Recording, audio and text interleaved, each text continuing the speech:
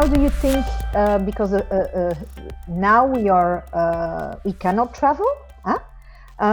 How would you think, even if you do digital work, that would evolve? Do you feel like the traveling will be a big reason to keep working digitally, or would you rather see it happening all in one room? And then I think that's a tricky one, because me personally, I get quite used to not having to travel. Well, travel is not a problem, but if you're in a traffic jam for 3 hours again, that's where it's a kind of strange thing to go back to that time.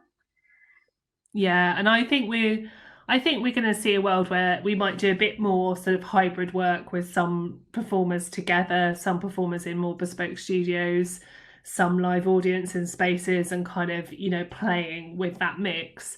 But I also think we're like hugely aware of the fact that we've been looking for years to ways to make more substantial kind of progress in terms of our own impact on the climate, and what we can do to be more sustainable, what we can do. And one of the biggest things that we do to contribute to climate change is encourage audiences to travel, and encourage 10,000 people over Christmas to get in their cars, and actually particularly winter in the UK. People don't walk to your venue that often. They don't go on the bus. I'd love to say they would use public transport. The reality is they don't. They mainly drive as separate families in separate cars. And when you look at the impact of that and go, well, if we just replaced one show a year, one season a year, where we were encouraging people to travel and we encouraged them to stay at home and still access really high quality culture, it could have a really significant impact. And if we're not going to do it now, maybe now's the time when we do have to kind of go, it's lovely all being together, but perhaps we don't have that option anymore. Perhaps we do need to make bolder choices to really make a significant change. Yeah, and maybe you have the in-between, where you have the small local venues that people, where they used to come and sit around the radio, all listen together. Maybe you have a kind of more locally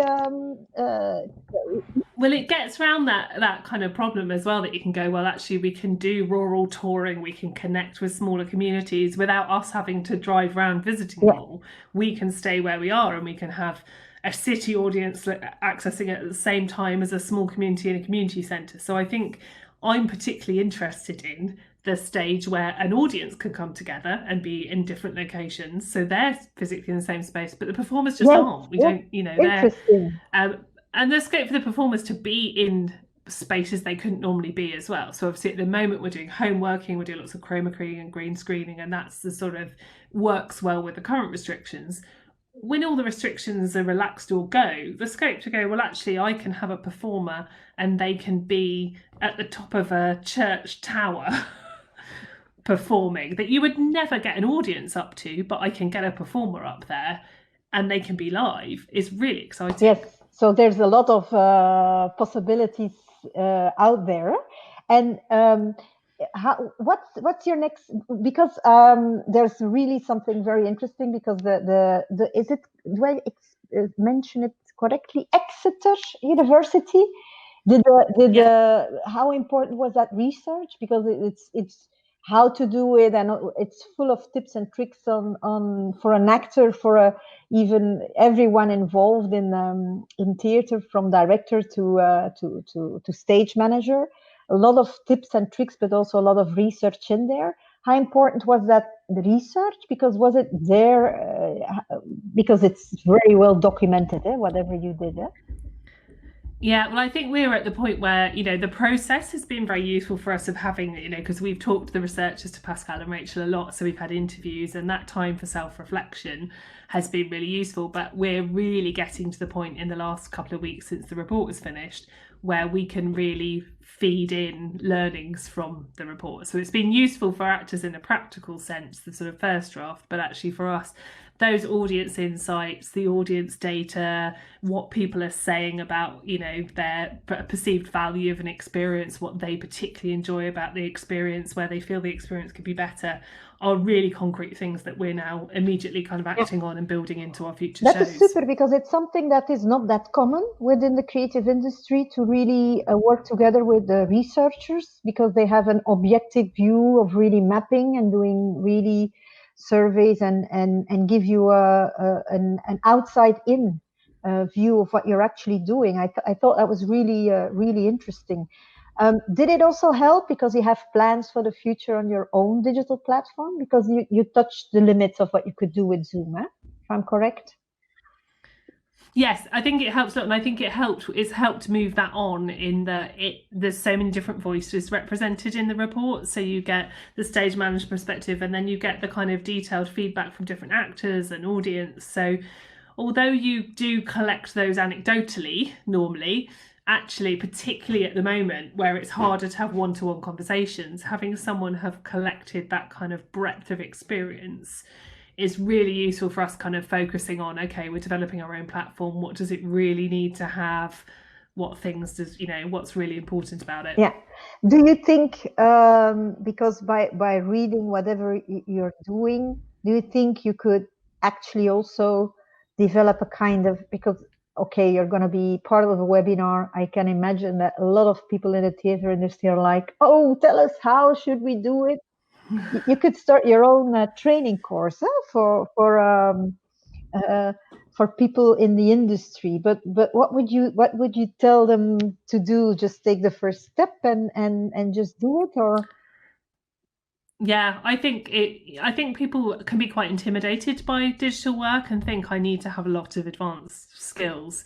But I think weirdly, they're less intimidated about going into a studio space or a theatre and standing on a stage and making work, when they don't know how the lighting desk works and the sound desk works, and how you can move the staging around. They just are confident enough to go in and give it a go. And I think you have to see it like that. You have to go, there's loads of possibilities. Don't let them hold you back. Just go in and play. Yeah. And then there's lots of people around who've done it and will support and will freely give advice. But also sometimes, we learnt from scratch. We learnt from clicking on buttons and going, what does that do? What happens if we do this? How does it work? What happens if what happens if we green screen a green screen? That's one of the ones that keeps making us all laugh. Green screening a green screen. We're doing that. We're green screening green screens. So there's lots of things that are just about being curious, actually being really curious about things and playing.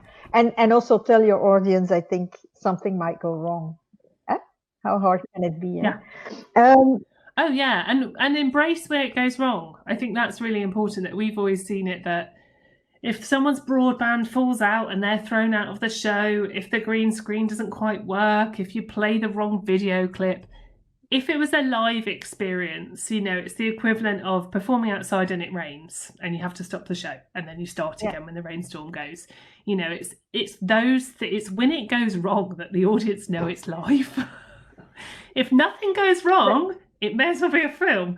So we don't want anything to go wrong, but actually a little bit of, it's the little bit sometimes, the thing that doesn't quite go according to plan, that gives people that feeling of, this is really happening. How do you think the fact that you were already working outdoors, with environments that you don't have control of, helped you in taking this step?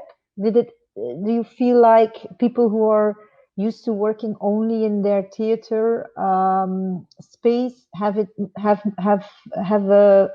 more difficult to take the switch, to make a switch?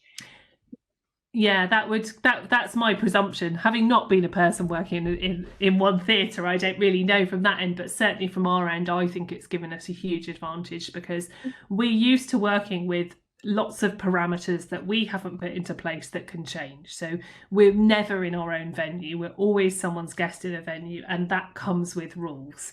You've got to be out by this time. You can't move that thing. You mustn't press that button. There's always an element of being incredibly flexible and adaptive to the environment you're in. A lot of kind of problem solving and working around things, and probably quite a high tolerance level as well for, okay, that didn't work. Yeah.